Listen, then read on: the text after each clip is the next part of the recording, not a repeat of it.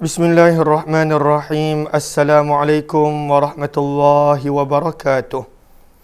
Bismillah, alhamdulillah, wassalatu wassalamu ala habibillah Sayyidina Muhammad ibn Abdillah wa ala alihi wa sahbihi wa mawalah.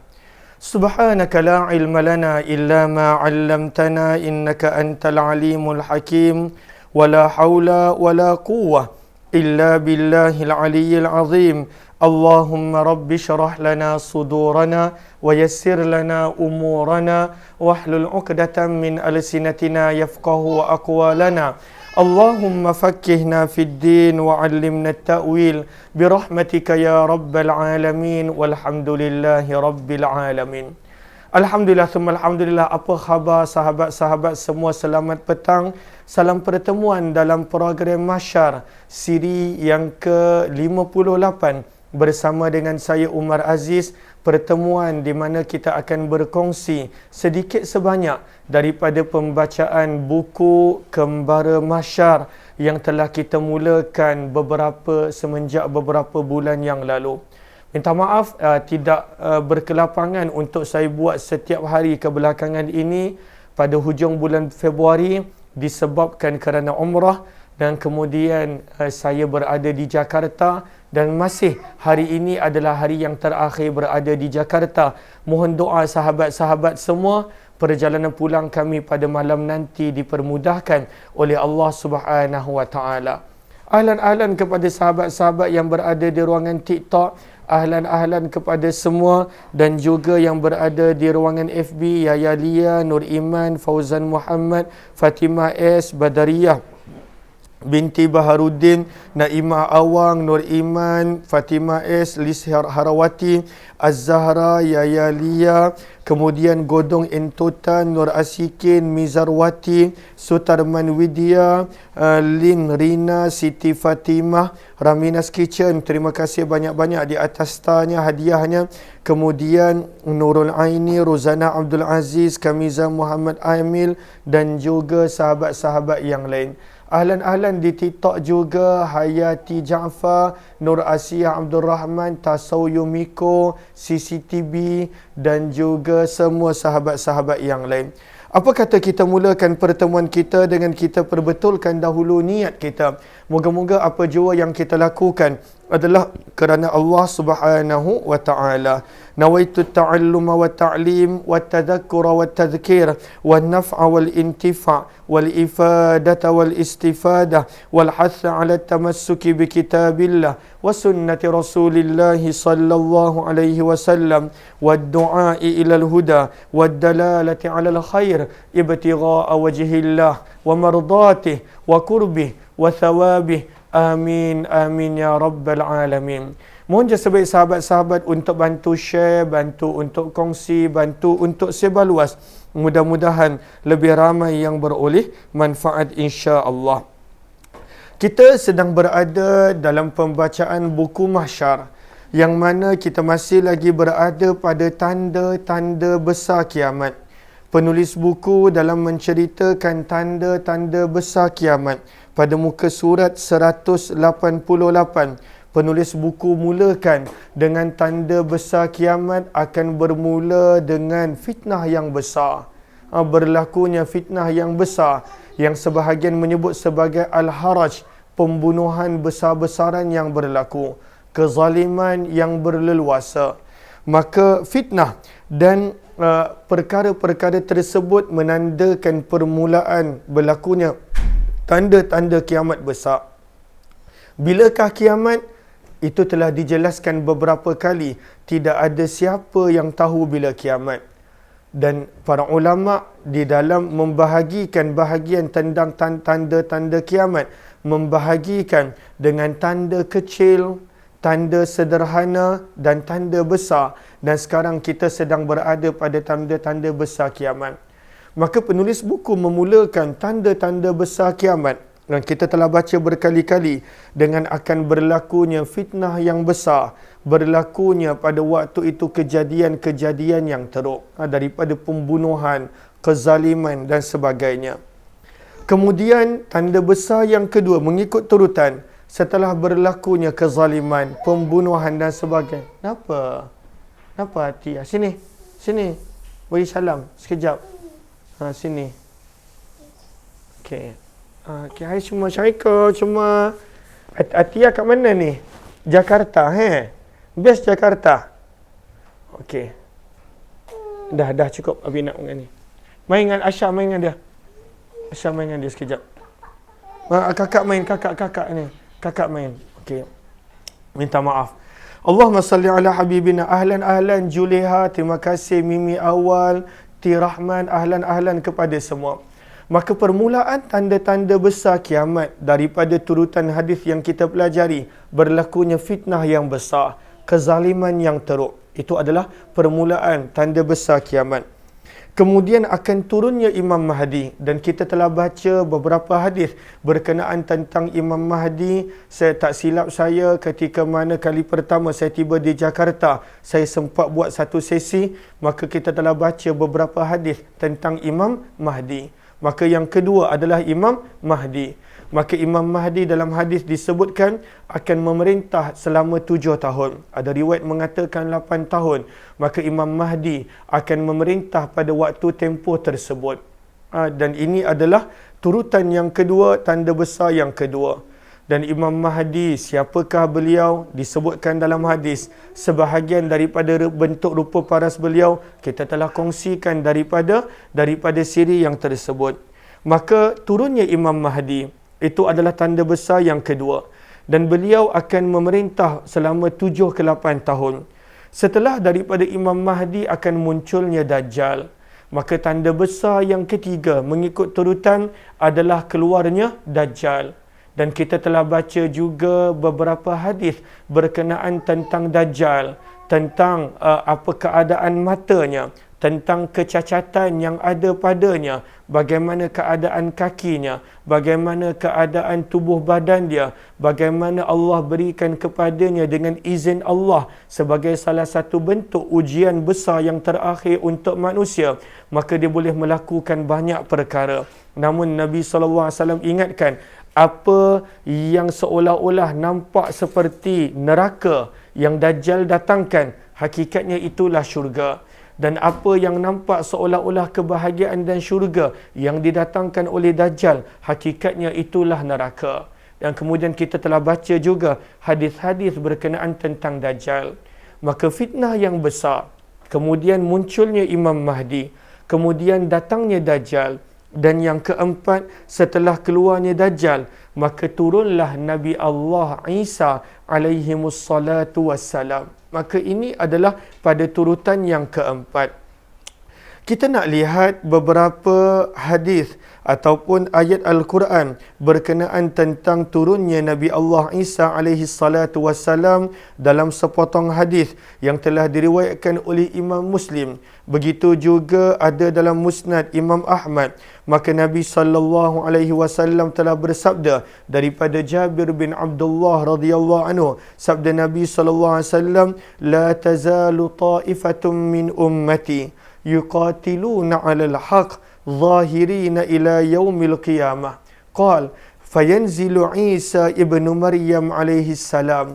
Sabda Nabi, sentiasa pada setiap waktu dan zaman akan ada satu golongan daripada umatku yang sentiasa berjuang demi membela kebenaran sampailah hari kiamat. Kemudian bila tiba waktunya, sabda Nabi SAW, akan turunlah Nabi Allah Isa alaihi salatu wassalam. Maka berkatalah pemimpin kepada kumpulan-kumpulan yang memperjuangkan kebenaran. Maka berkatalah kepada ketua tersebut kepada Nabi Musa, Ta'al salli lana. Maka berkatalah, kemarilah wahai Nabi Allah Isa, jadilah kamu imam untuk kami. Maka Nabi Isa akan menjawab, tidak, bahkan kalianlah yang menjadi imam sebagai penghormatan kepada mereka. Maka ini salah satu hadis yang menunjukkan pada akhir zaman Nabi Isa alaihi salatu wassalam akan muncul. Walaupun ada sebahagian yang berkata bahawa Nabi Isa telah dibunuh, disalib, tapi mengikut kepercayaan umat Islam. Dan itulah kepercayaan yang disebutkan dalam Al-Quran. Firman Allah pada awal juz yang ke-6, وَمَا قَتَلُوهُ, dan tidaklah mereka membunuh Nabi Isa. وَمَا صَلَبُوهُ, dan tidak pula mereka telah menyalib Nabi Isa. Walakin syubbiha lahum, dan akan tetapi disamakan seperti rupa Nabi Isa orang yang lain. Maka sebenarnya Nabi Isa berada di sisi Allah. Bila tiba waktu dan masa, Nabi Isa akan diturunkan semula ke dunia.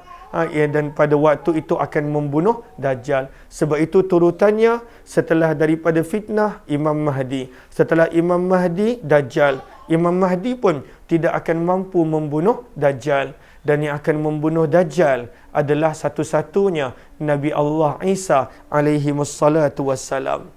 Kemudian dalam sepotong hadis yang lain, hadis yang diriwayatkan oleh Imam Bukhari dan juga oleh Imam Muslim, baginda Nabi SAW bersabda, "Wallazi nafsi biyadih, demi zat yang memegang nyawaku di dalam kekuasaannya, la yushikanna an yanzila fikum ibnu Maryam alaihi salam hakama adala." Sabda Nabi SAW, sudah dekat saatnya, Nabi menyebut dekat saatnya, akan turunnya pada kalian Nabi Isa yang merupakan anak lelaki Maryam.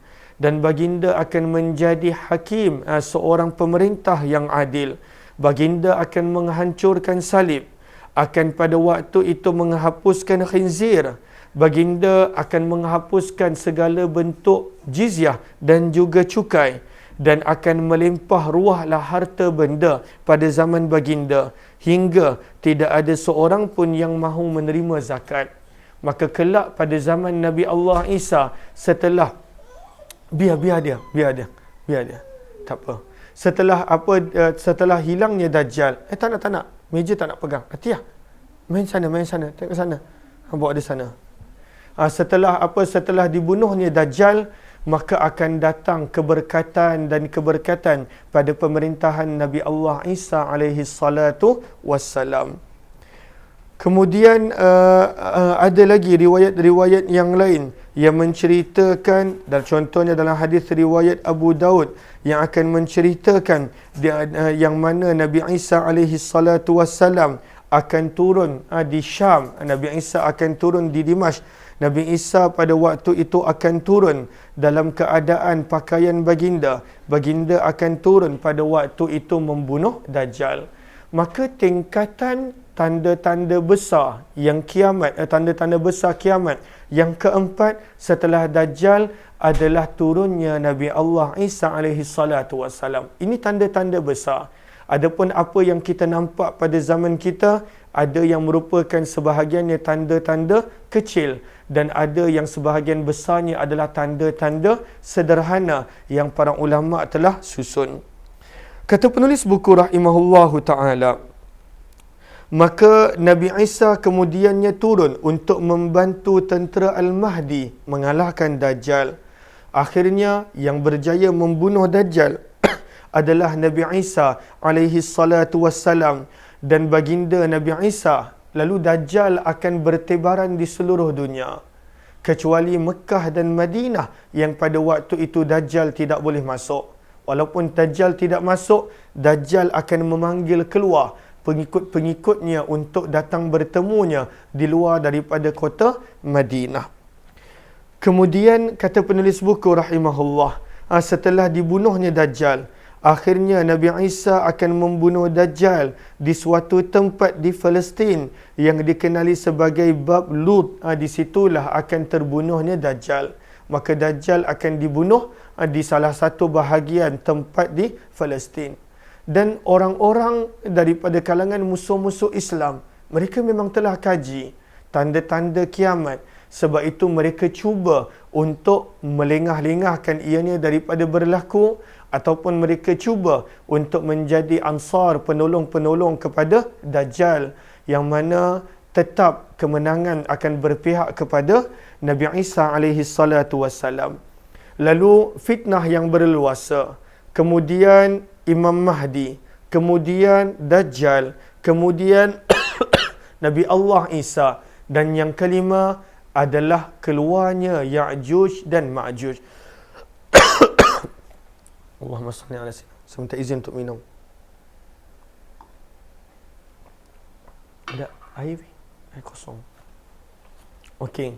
Keluarnya Ya'juj dan Ma'juj. Maka tanda kiamat besar yang kelima adalah Ya'juj Ma'juj. Dan Ya'juj Ma'juj akan keluar setelah berakhirnya fitnah Dajjal. Dan Ya'juj Ma'juj akan keluar ketika mana Nabi Allah Isa alaihi salatu wassalam masih lagi ada pada waktu dan tempat tersebut. Maka kata penulis buku rahimahullah, tidak lama selepas itu keluar pula Ya'juj dan Ma'juj daripada tembok yang telah dibina yang telah dibina, yang termasuk dalam beg, yang telah dibina oleh Zulkarnain. Yang mana kita dah baca dalam suratul Kahfi bagaimana Zulkarnain telah membina tembok yang pada waktu itu sangat-sangat kukuh, sangat-sangat tebal, yang Al-Quran ceritakan pada penghujung suratul Kahfi.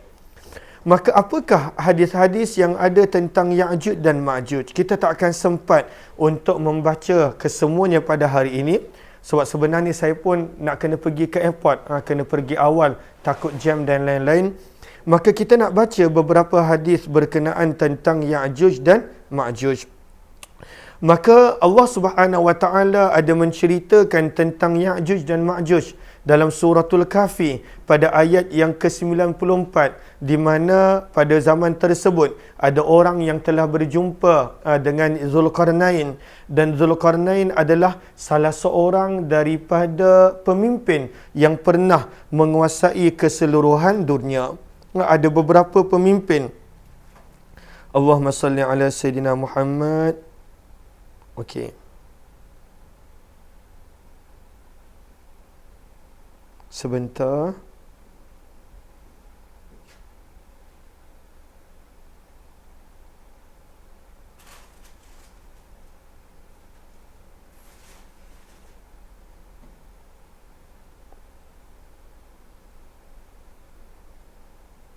Okey, Nafi. Maka ada beberapa yang berkenaan tentang Ya'juj dan Ma'juj. Okey. Ambil nombor dia. 20.57, lagi 8 minit.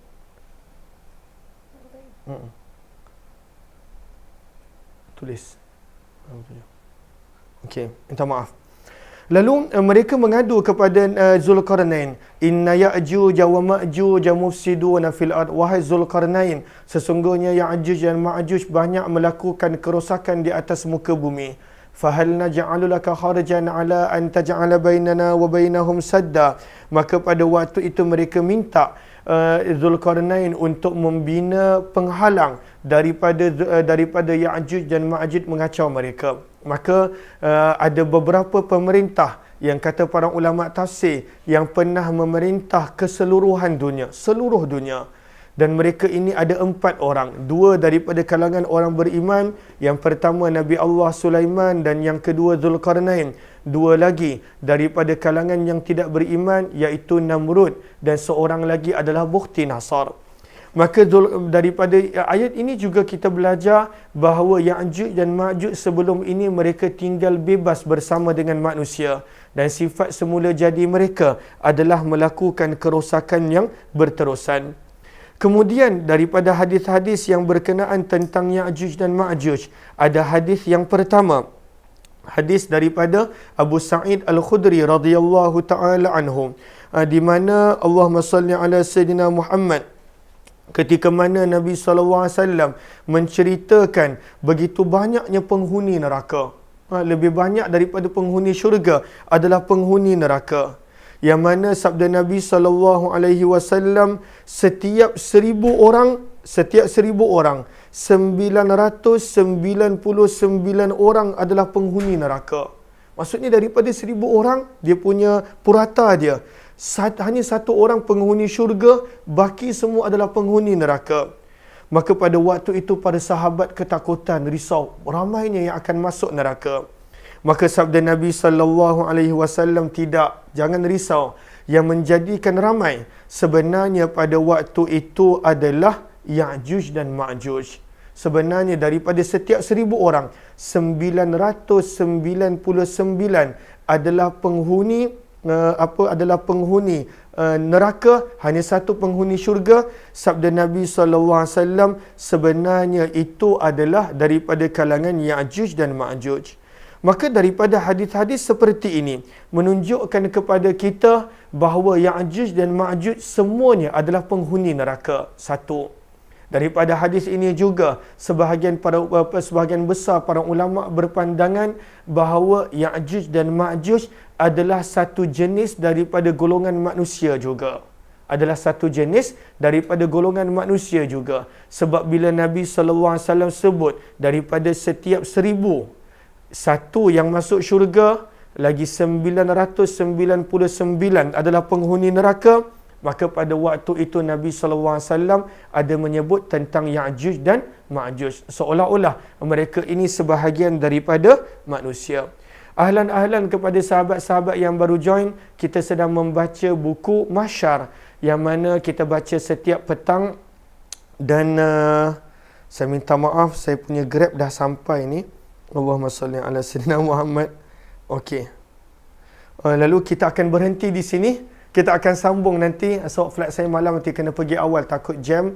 Kita jumpa lagi insya-Allah. Terima kasih kepada semua. Terima kasih kepada sahabat-sahabat daripada Indonesia yang berada di sini. Masya-Allah, saya gembira untuk datang ke Jakarta pada kali ini. Sebab tahun lepas ke Bali, tahun ini di Jakarta. Ini kali ketiga berada di Indonesia. Mudah-mudahan dapat makin kerap berada di sini, mudah-mudahan insya-Allah. Terima kasih semua. Jumpa lagi. Wabillahi taufiq wal hidayah. Assalamualaikum warahmatullahi wabarakatuh.